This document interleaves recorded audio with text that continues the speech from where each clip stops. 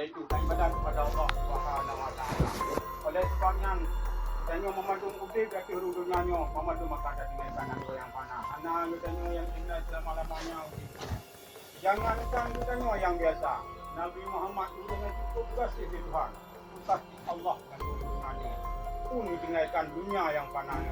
Apalagi tanya-tanya di sebuah yang berbahagia. Berhak tanya tarun matara. Dan lagi Allah Subhanahu Wa Taala. Dosa yang bertanya puput. Dan lagi ampun dosa Allah Subhanahu Wa Taala. Dan sebabnya nunggu-nunggu yang berbahagia.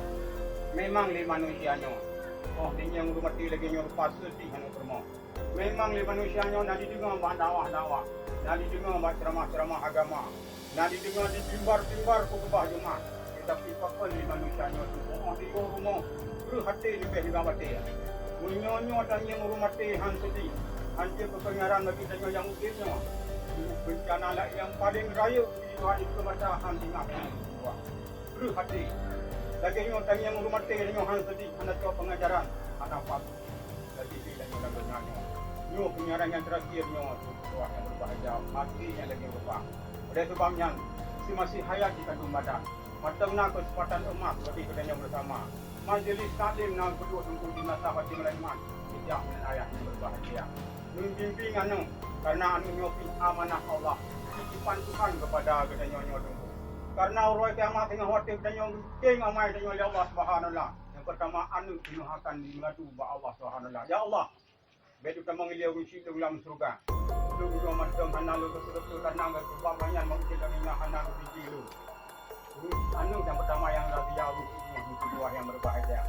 Yang kedua ane tanya tamerno ilmu agama, anu kali ini lagi bagikan agama. Man handu tanya Allah Subhanahu Wa Taala.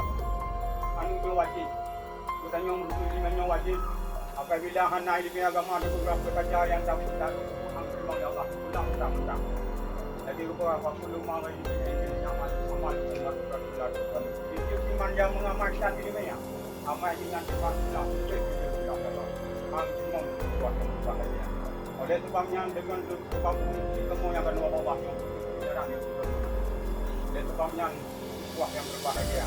Ganyan yang kemudian ikon jatuh dunia ada di kanyono. Kadang-kadang ganyan yang gemutang kira menikah boleh mengikuti pada ulang baju natupat baju. Nyoa kamu lagi Muhammad Muhammad. Tukar rumah menanti utang piutang yang sedang paut yang pertama kali utang walaupun kanyon jatah kamu dalam surga. Yang utang ada baju walaupun dia aja tak. Yang ada lagi anak rumah ya Allah Subhanahu Wa Taala.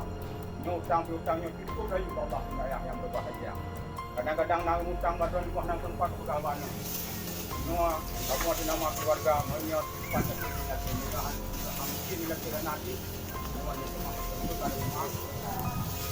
Man eno macam ayah yang berbahagia sampai Ramadan hati pada ucapan jalan kabil hak. Assalamualaikum warahmatullahi wabarakatuh.